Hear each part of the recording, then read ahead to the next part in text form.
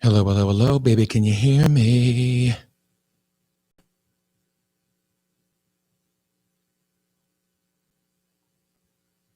All right, let's switch. Hey everybody, it's Seth and Paul. How are you? Sorry for that technical difficulties. Are we all set now? We are. As we said before, we have. As we said before, we we have a NASA space station here set up in Richfield, Ohio. We have HDMI cords all over the place, and we had to get our audio right. But we're so glad that you stuck with us. Oh, the fans are there. Our super fans are here, and we're so happy you're here. For our new subscribers, I want to thank you again.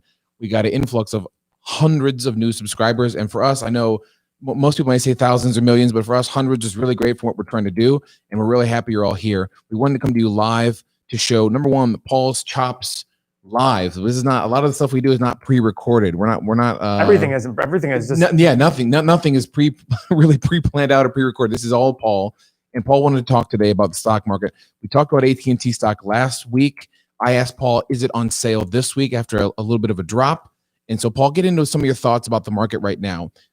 What we're going to do, folks, unlike our lover, we do love Graham Stephan, but I would say is we're not going to preface something in our title for clickbait and then not talk about it. So we're going to talk about the stock market, the bubble that Paul thinks it is. Go ahead, Paul. What are you thinking? All right. So when we go back to AT&T, there was news recently. Something came out. I don't even know what it was. Mm-hmm. If anybody wants to find it out, but their stock fell. We looked at AT&T and we were kind of like iffy on it. You know, it is paying a really good dividend, 7%. The question is it a stable dividend? Are they going to keep it going? I mean, they are increasing it, so that's good. They have good free cash flow per quarter, and they have a PE ratio that's not terrible, 18. So you sit there and say, okay. But the one thing I wanted to bring AT&T in on is AT&T is now looked at as a crappy company, right? Yeah. So it's currently selling for $30 a share. In 2000, it was at $60 a share, Seth. So 20 years ago, it was $60. Today, it's $30. It has lost half its value in 20 years. But if you look at 1985, which was 15 years earlier, it was like $3 or $4 a share. And it did this parabolic rise to 20. I think I would call it parabolic. I mean, parabolic looked like it was going to go up like this. Mm-hmm. So when you were sitting in 2000, did you ever think, if I said to you, hey, AT&T is going to be in half in 20 years, what would you have said? I mean, wasn't this 2000 the era, the time, the sort of the boom of cell phones is when everyone started getting cell phones? Exactly. And how much of cell phone usage gone in the last 20 years? It's skyrocketed even more. Yeah. We don't even use regular home phones anymore. No. 9 years later, I built my house. I know you still have a landline. I do, but for not a phone, though. I have it for my security system. I thought that was a joke. Oh, no, it's not. You do have a landline. Yeah, 330. I won't tell the number. Okay, keep going. I actually know the number, which is surprising. Okay, go ahead. But this is what happens during bubbles. We all think things can't go poorly. AT&T, I guarantee you go back to 2000 and ask people about AT&T, and you said, hey, it's going to be $30 a share in 20 years. They just said, no chance. But guys, it didn't even break. It hasn't even broken the 2000 high since 2000. So we talk about bubbles. What is a bubble, Seth? Well, I wanted you to bring this up. A bubble for me is a soap that gets air inside of it and it expands outward. Yes. And at some point, the kids love it when it pops. Yes. So why does it pop? The pressure inside gets too much for the outer sort of skin. Yeah, the skin gets spread out, and all of a sudden it can't hold it anymore and bursts. Yeah. That's why we call these things bubbles. Now, would I ever try to tell you when a bubble is going to burst?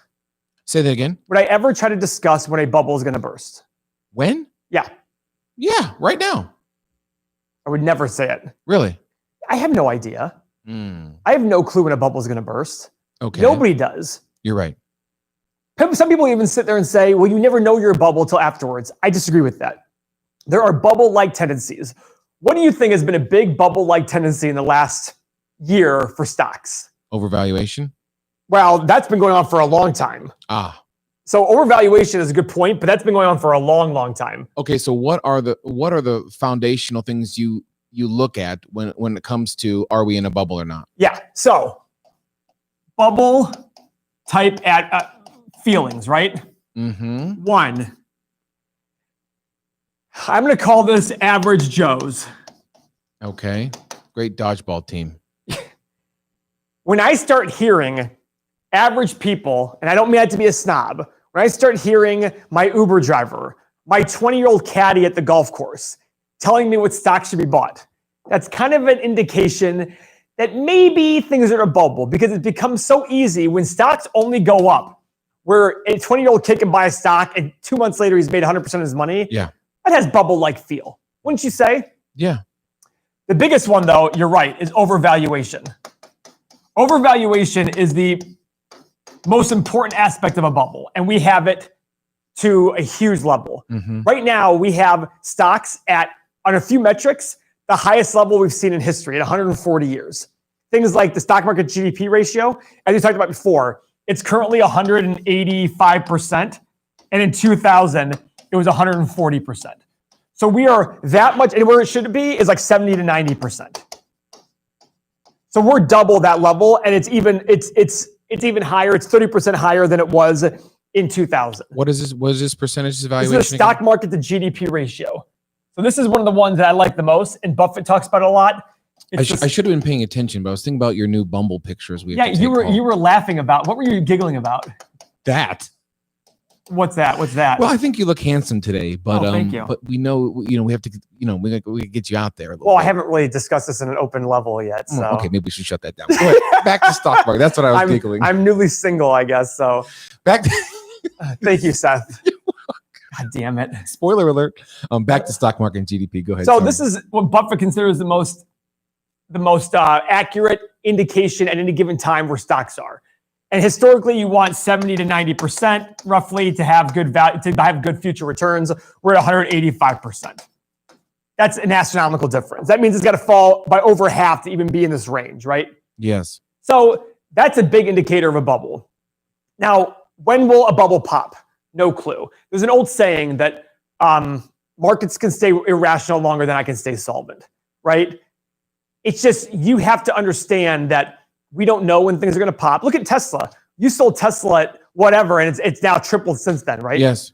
Amazon, same thing. These are massively overpriced companies. Even Amazon is massively overpriced.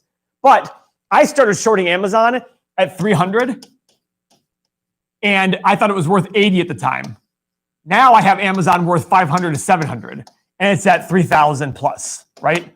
So I was wrong here officially because it went to a level higher than when I started shorting it. Right? But bubbles, I need to go back this way. The bubble aspect of it, overvaluation is a huge aspect of the bubble. The average Joe's telling me, hey, you should buy this stock. That's kind of like an indicator of just massive overvaluation, massive problems in the market. Another indicator of bubbles, in my opinion. Oh, and by the way, one of the great things about bubble is Warren Buffett always says that bubbles start on a very reasonable premise. For example, you should buy stocks. You should own real estate. That's a very reasonable thing to say.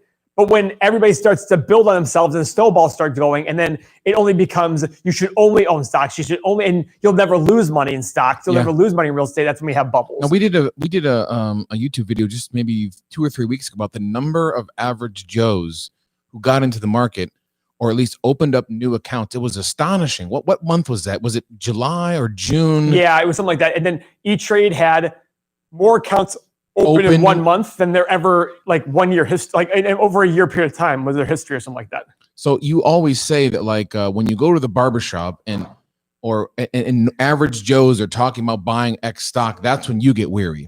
Peter Lynch has this cocktail party saying where he says, if I go to a cocktail party and people feel bad for me for what I do, then I know that I'm in the right business. It's the right time to buy. If people go to a cocktail party and people really don't care, they don't really say, oh, cool, then that's what you do. It's probably reasonable valuations. When I go to a cocktail party and people tell me what to buy, I need to start selling because that's when people are getting a little too far. They're like, oh, you should buy this. I remember in 2000, I did buy Global Crossing. Go look up Global Crossing because my sister's boyfriend's father said to me, you should buy Global Crossing. I know them. They're doing great. They're putting fiber optic lines all throughout the world. And it literally went to zero. Global. Well, it was a fraud. And by the way, that's an anecdote, but let's go look at that. Let's go look at history. Oh, son of a gun.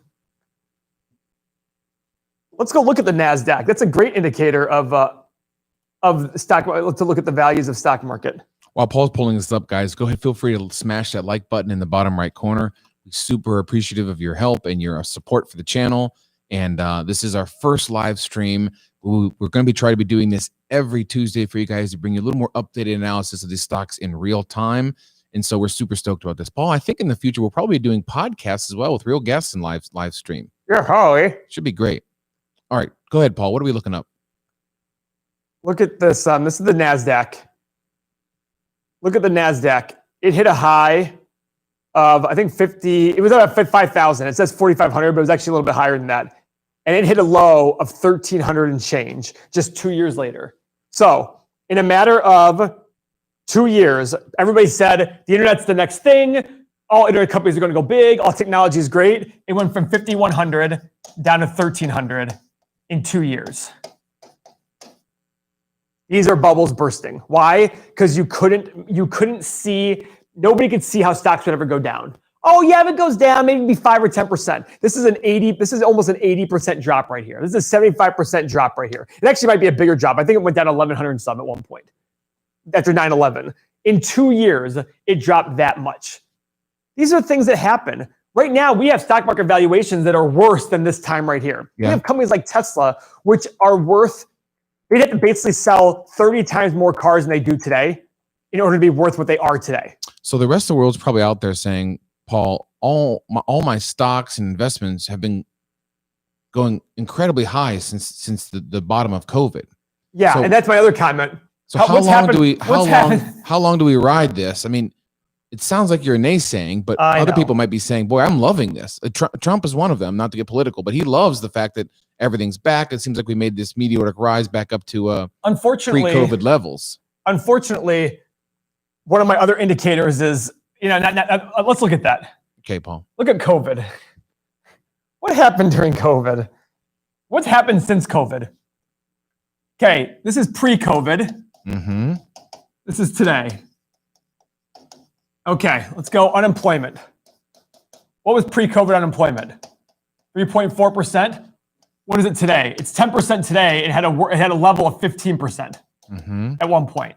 Is this good or bad? Bad. Okay, GDP growth. I think it was like 2% roughly. Negative 34, right? Terrible. Weekly unemployment claims. The record before this was 690K in 2008. Hit 6.6 million. The record was 690,000 in 2008. And we hit 6.6 million. In fact, we're still doing 808. We're still doing levels every single week since COVID. We've had higher than this record ever. And we're stocks now. 3,400 in the S&P. We were at 3383. The high over here was 3393, I think. And we had a high here of 3588, I think. Does that make any sense? So if I told you a year ago, hey, we're going to go to 15% unemployment. We're going to lose 34% of GDP. We're going to have 6.6 million jobs lost in 1 week. And for 30 weeks in a row, we're going to have over the record ever. Would you have guessed we'd have all-time highs? Does that even make sense? That, to me, is the biggest screamer of bubble. No news is bad news. We went from an S&P on or around February 20th was 3393. It went down to 2193 on March 20th. Now you were expecting you were thinking it was probably worth around 1,500. Yeah, right? I think it should drop to 15 to 1,600. 2193, and now we hit a peak of 3593 on or around August 30th or so. I don't know what the exact dates were. The fastest bear market in history and the fastest recovery in history. Does that even make sense? Guys, I just want to repeat, if it doesn't make sense, it just probably isn't true. This literally goes against everything conventional. So the only argument for this is it's different this time. I would like everybody here to go Google what are the 4 most dangerous words in investing. And any reliable source will say it's different this time. It's not.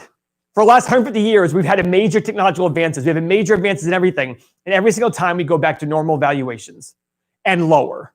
This is crazy. This to me is the biggest indicator that we have an economic collapse essentially, and we have record stock market prices. We have the most overvalued company probably in history, Tesla, and it's hitting new highs. What is Tesla at today, by the way? Can anybody look that up? It's up again. Is it really? Yeah. It fell quite a bit. It fell 30% in like 2 weeks. It's up 6% today alone. What's it at? Oh, wow. 446. Its all-time high is 502. So it's getting there. Yeah.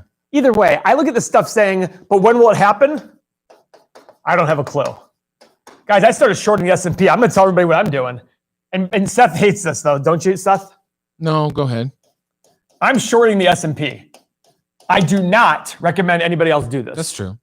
I recommend that people who are saving for retirement just save. I've got many businesses, many investments. I can afford to do this. I'm shorting the S&P all the way up. And my goal is that I think my basis is like 3,050 on the S&P. So right now I'm down 300 points on my short. I won't get into how much that actually means, but it's a significant paper loss right now. But it's just like dollar cost averaging on the way down. I'm dollar cost averaging on the way up because when you short, you're hoping things fall, right? Yeah. So if it falls to 2,000 or 50, or it goes to where I think it's going to go, I'm going to make a lot of money because I think we're that overpriced right now. I don't see a single thing right now that makes me think, no, stocks are reasonably priced. Yes. Because I look at it saying we're in an economy that is still trying to recover from the previous collapse, the current collapse. What are you laughing about? Who's talking shit about me in the chat? My brother-in-law said, good to see Paul wearing clothes a step above his workout scrubs. Hey, you know what? He got dressed up today. I did get dressed up for this. Is that Dusty? No, it's Braden. Braden. No, you came in a t-shirt, like your Crossroads shirt. But you put on this gorgeous. No, I had this. Oh, okay. This is what I was wearing. I dressed up today. I brought my gym bag for working out. Now, how do you feel about your belly? You've been trying to work this off. I think you look phenomenal. Thank you. I mean, you've been watching your weight. You've been eating salads at Chick-fil-A. You're looking fine. Thank you. All right, let's get back to this though. A little out there today. We've done videos that are just plain scary, Paul, in terms of the market, the overvaluation. I listen. I would, if somebody put a gun in my head right now and say, "Are we in a bubble?" Absolutely, we're in a bubble. So what can our viewers do? Normal, average Joes. Okay, so that's the unfortunate part. You can't care. You just got to buy every single month, no matter what happens, because you're never going to be able to guess what's going to happen and when. Your job is to save for the next 30 years. What are they saying? They're not really concerned about your shorts. They're actually concerned about that you're not wearing your Rogue shorts today. You're so dressed. You're so dressed up. I'm sorry. Keep going. I'm wearing Paul. Nice shoes. Now listen, I told you. Listen, it's like my first day of school. This is not the sexy approach, Paul, in saying that. I know. Right? I know. Dollar cost averaging. That's what you need to do. Dollar cost averaging is just saving. What is that again? Just like show the downward fall and when you're buying. So when you on dollar cost average, as stocks go up, fall, and then go up, fall, and then go up, you're buying all along the way. So you're overpaying there, underpaying there, or average, overpaying there, underpaying. And the point is, you're never going to be able to guess when it happens. Your job is, you're here today, retirement is here. Who the F cares how it gets there? That's all that matters. And if you're close to retirement right now and you have a lot of money in stocks, that's just not responsible anyhow. I don't care where the markets are at. That's not responsible. But your job is to not care about how it gets there, just that it will get there. Like Matt, my good friend, he's 34 years old. Mm-hmm. Is he 35 or 34? I don't remember. Either way, you know, he wants to retire early potentially, but if he was going to retire at 60 or 65, he's got 30 years to go. Does he care if it goes like this? He shouldn't care. All that matters is, he needs this money to retire. That's all that matters to him. That's all that should matter to everybody out there. Now, does that mean you shouldn't have some fun and maybe take a little bit of your portfolio and have some fun with it? Sure, go for it.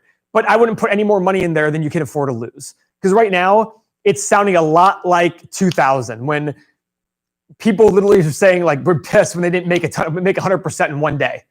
They didn't make 100% in a month. I mean, literally that was going on. Now you hear people saying like, oh man, I can't believe I bought Tesla and didn't go up 40%. Like, are you kidding? This is what's happening now. So can someone like yourself, who's very educated in all this, can you buy these dips in that graph, Paul? Yeah. So my goal is to buy, stay more conservative. Now I made the mistake of selling here. And I probably wouldn't do that in the future, but my job when I have my investments is to see a company and say, hey, if I think a company, like for example, we saw Love, guys, Southwest stock, right? I bought it at 25. I think it's worth 50 to 60. It's currently selling at 40. So I'm not buying anymore. I'm selling because they still have uncertainty in Love. I was hoping it was going to go down to like 15. I was going to buy along the way. But my job, if it got to 65 tomorrow, 60 tomorrow, I'd sell it. Because I'm like, okay, it hit my price. I have the ability to go out there and buy thousands of different companies, look at them and research them. I have no problem selling it when it hits a price and move on. That is what my goal is. But I can afford to be wrong for a long period. I've been wrong for 5 years now. I can afford that. My net worth has still gone up being wrong on this. And I had a short that was going against me. Because I have other real estate. I have other businesses that are growing. You know what I mean? Yes. But that's for me. I'm not here to tell you what I should do. And it's not because I'm sitting there because I don't believe it.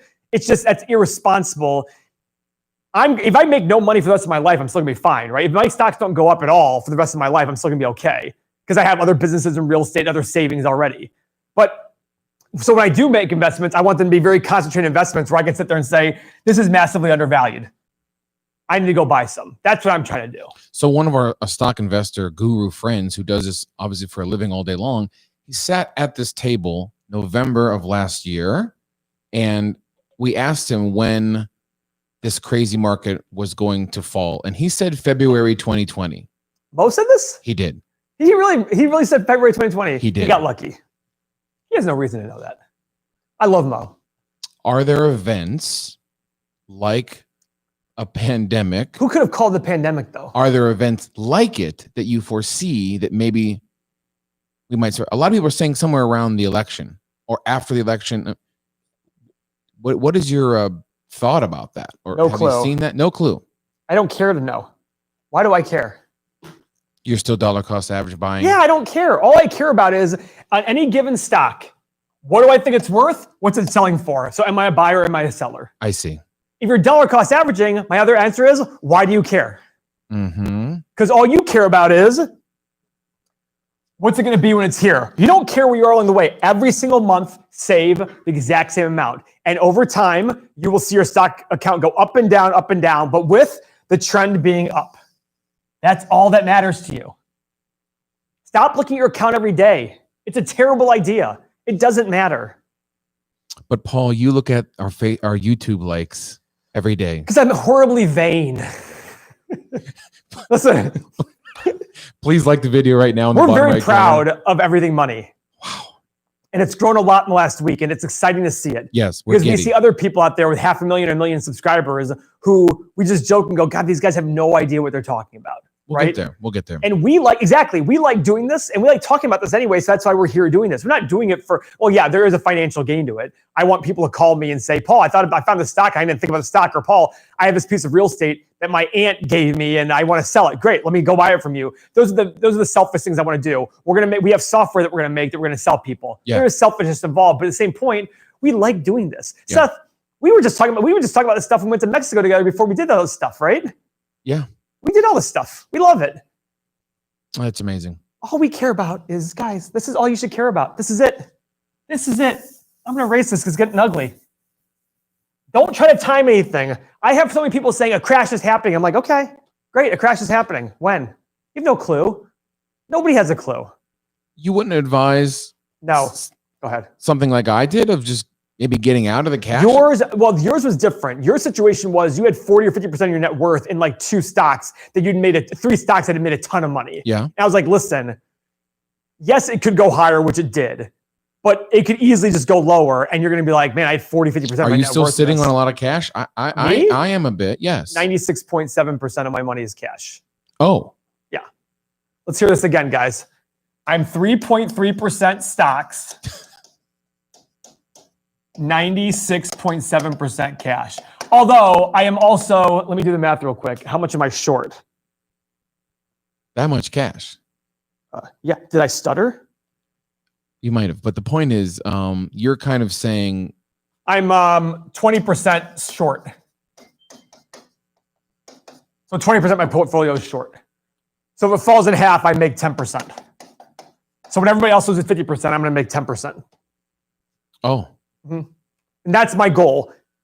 That's how I'm going to get back to beating the market. Until 2018, I've been beating the market over my career, and then since 2018, I've trailed the market. So when this happens, which it will, I will beat the market again. What's somebody saying? So your negatives.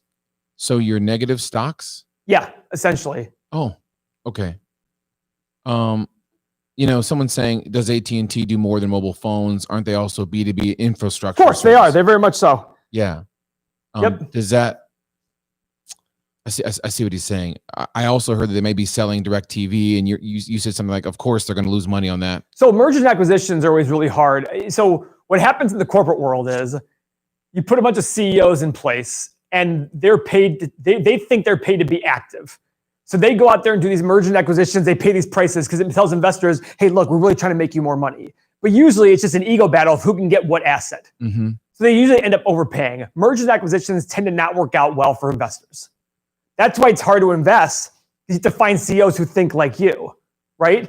And how many CEOs are going to think for their investors? They claim they do. Oh, it's easy to sit there and say, oh, no, we very much value. But at the end of the day, they're there to make money too. And they know if they look like they're not doing anything to increase shareholder value, the board of directors and the investors will say, you're out. Why do you keep laughing? I'm just looking at what they're saying. What are they saying? So Paul, our great friend John Thessing, saying, you're saying that as a value investor, you are not dollar cost averaging? I am on the short side, John. Oh. So when the short is going, when the S&P is going, as the S&P goes up and up and up.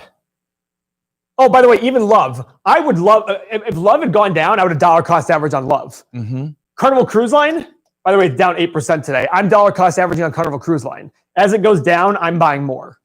Because I think it's a $50 or $60 stock, just like I think Love is.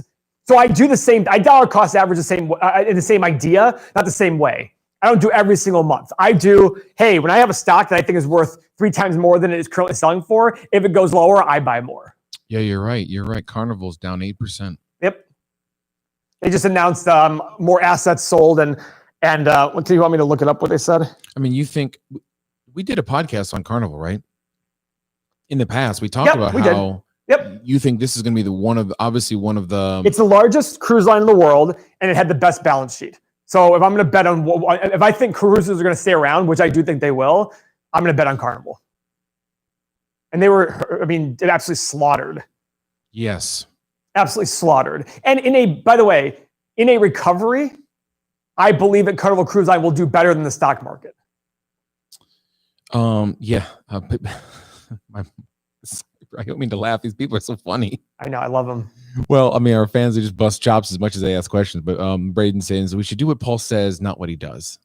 Pretty much. That's what I said before. I said that. Do what I say, because for me, it's a lot different situation. Yes. If you were like me, though, in the sense of you had the same situation, I'd say, yeah, this was like Mo. Mo was like me in the same situation, and that's why Mo was governing a good amount of money, or he's overseeing a good amount of money. Yeah. So I sit there and say, Mo, this is why I do this. And that's why when he said to me, hey, let me come learn with you, that's why, because Mo's in the same situation as me. We had a conversation recently that you're going to start day trading. Yeah. And that you were suggesting you probably need $100,000 to start this. No, my method you do. The method I'm choosing to do, you need $100,000 to start with. But I certainly know some people who day trade who probably aren't push and pulling. But they're not probably doing systems. They're probably doing something completely like half-assed. Kind of betting? Yeah, they're kind of just like throwing, darts. I'm doing a system. The system I'm going to do is known for being wrong 70% of the time, but the 30% of the time it's right. It's like baseball. The 30% of the time it's right, it's going to be big. And when it happens, you'll just checkmate. That's the goal. I'm sticking to a method of doing things. Okay, great. Was there something there that? Oh, no, just funny. All right, Paul, this is great. What's the take-home message? Stocks overpriced. Real estate's overpriced. There'll be some sort of correction. No, a correction has a correction is more like, 10 to 20% drop. That's a correction. A crash, I consider to be like 40%. Or it depends. It's also crash has to do with how fast it happens. We went 35% in 1 month.